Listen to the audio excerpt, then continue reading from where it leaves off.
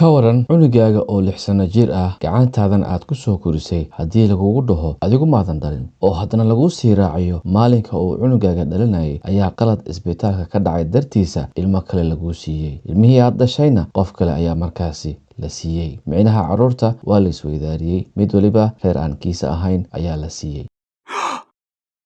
Yusuf Juja oo muwaadin u dhashay dalka Turkiga ah ayaa isaga iyo xaaskiisa oo ku noolaa dalka Saudi Arabia gaar ahaan magaalada Najraan isaga oo halkaasi ka shaqaynayay. Maalin maalmaha ka mid ah xaaskiisa oo uur lahayd ayaa fool qabatay, kadibna isbitaalka ayuu ula cararay. Isla markiiba xaaska Yusuf saaladii qaliinka ayaa horey laga saaray. Waqti kooban kadib Yusuf oo saalada sugitaanka fadhiya ayaa kalkaalisadii ku tiri mabruuk ijaka walad, hambalyo wiil baa ku dhashay. Yusuf iyo xaaskiisa oo aad ugu faraxsan wiilka uu Ilaahay ku irsaaqay ayaa xaafadoodii ku soo laabtay, waxayna u bixiyeen Yacquub. Noloshii markaan way isbedeshay. Ilmo ayaa reerka ku soo biiray. Turkida carruurtooda dhaqankooda inay bartaan ayay aad u jecel yihiin. 9 bilood markuu Yacquub gaaray, reerka waxay u soo guureen dalkoodii si uu wiilkooda Turkiga heerka hoose ama bilowga waxbarashada halkaas uu uga bilaabo. Balse waa meesha ay masiibo ka bilaaban doonto. Ninkii Yusuf ahaa markuu Yacquub sanad jirsaday, shaki weyn ayaa ku dhashay oo ah in uusan wiilkan isaga dhalin, waayo Yacquub jirkiisa midab ahaan waa maalin xigeen marka loo fiiriyo midabka Turkida. Yusuf waa uu ishayn kari waayey, kadibna tuunkii uu qabay ayuu xaaskiisa la wadaagay. Waxayna ugu dhaaratay inaysan weligeeda wax gogol dhaaf ah aysan ku kicin oo ay tahay marwo dhowrsan oo cuudabilayso ku tiri wiilkana waa wiilkaaga xalaasha ah ayay u sii raacisay. Midabka maalinka ahna wuxuu ka raacay abtigiisa. Yusuf xaaskiisa wuu jecelaa, aad ayuuna u aaminsanaa. Sidaas ay tahayna sheekadan way u cuntami weyday. Kaaga sii daran, sheekada alamtara way soo dhaaftay markaan oo waxay u sii gudubtay ehelada iyo qaraabada, xitaa dariska iyo qof walba oo reerka yimaada. Shuxshuxda iyo xanta ayaa aad ugu badatay. 6 sano oo stress ah, shaki, hurdo la'aan ah kadib ugu dambeyn Yusuf wuxuu sameeyey baaris dheecaanka DNA-ga ah. Natiijadana waxay noqotay inuusan Yacquub isaga dhalin.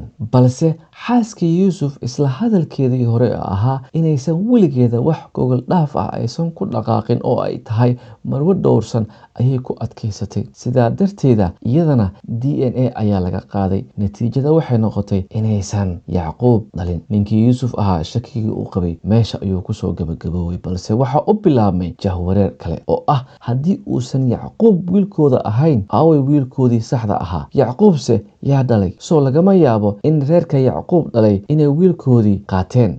Haddaba si xujadan madax wareerka ah loo soo furo, Yusuf wuxuu ku qasbanaaday inuu dib ugu soo laabto Sacuudiga. Isbitaalkii ay xaaskiisa ku umushay ayuuna tegey. Sida ay wax u jiraan ayuuna u sheegay. Cadeemihii baarista DNA-gana wuu u bandhigay. Maamulkii isbitaalka oo arrinka afkalataag ku noqotay ayaa durba faylashii taariikhda iyo weliba saacadda uu Yacquub dhashay dib u baaray. Waxaana soo baxday in isla waqtigaas hooyo kale oo Sacuudiyaan ah inay isbitaalka ku umushay. Isla markiiba maamulkii isbitaalka waxay xiriir la sameeyeen reerkaas Sacuudiyaanka ah, gaar ahaan odaygii familka oo lagu magacaabo Maxamed Al Manjim. Arrinkii la yaabka lahaa ayaana loo sheegay. Maxamed sheekada waxay la noqotay wax uusan maankiisa qaadi karin oo naxdin iyo anfariir ah, waayo isaga weligiisa hal sekan xitaa wiilkiisa kama shakin, balse wuxuu ku qasbanaaday inuu isbitaalka yimaado. Isaga iyo 4 carruur ah oo dhalayna hal mar DNA laga wada qaado. Laakiin natiijada ayaa fajiciso ku noqotay, waayo 3 ka mid ah carruurtiisa waxay wadaagaan hal DNA marka laga reebo wiilkiisa Cali. taa beddelkeeda Yacquub ayay isku DNA noqdeen, halka Cali iyo aabba Yusuf ay isku DNA noqdeen. Yusuf iyo Maxamed waxay noqdeen aabbayaal 6 sano kadib. Midba wiilkii uu u dhashay maanta la kulmay, waa la kala baxay. Qof walba wiilkii dhiiggiisa ahaa ayuu dib u helay. Laakiin mashaqo waa tan oo kale. Sidee Yacquub iyo Cali iyo hooyooyinkooda xitaa walaalahoodii kale arrinkaa looga dhaadhicin karaa? Waxay noqotay dhakhaatiirta cilmi nafsiga in arrintaas lagala tashto. Waxayna soo jeediyeen in aan ilmaha hal mar la kala wadan oo ay si tartiib ah mid walba hooyadiisa iyo aabihiisa saxda ah loo baro. Haddaba si arrinkaasi loo suurtageliyo, dowladda Sacuudiga ayaa waxay ugu deeqday 2 guri oo isku dhegan in ay muddo kooban wada degnaadaan. Maalmaha qaar midba guriga kale uu seexdo, kadibna reerka Turkida ah marka ay ay laabtaan fasaxyada halkan yimaadaan. Waa Sacuudiga. Reerka Sacuudiga ahna sidoo kale sidaas ay sameeyaan. Ugu dambeyn arrinkii waa lagu guuleystay. Cali hooyo, aabe, dal iyo luuqad intaba cusub ayuu yeeshay. Yacquubna sidoo kale. Si kale haddii aan u dhaho, Cali iyo Yacquub laba hooyo, laba aabbo, laba dal iyo laba luuqadood ayay yeesheen. Qisadiina halkaas ayay ku dhammaatay. Fadlan shucuurtaada iyo dareenkaaga qisadan ku aadan qaybta commentiga ah nagula wadaag. Haddii aad ka heshay qisadanna, fadlan subscribe channelkeena si aan qisooyin kale oo noocan ah aan idinkula wadaagno. Mahadsanidin.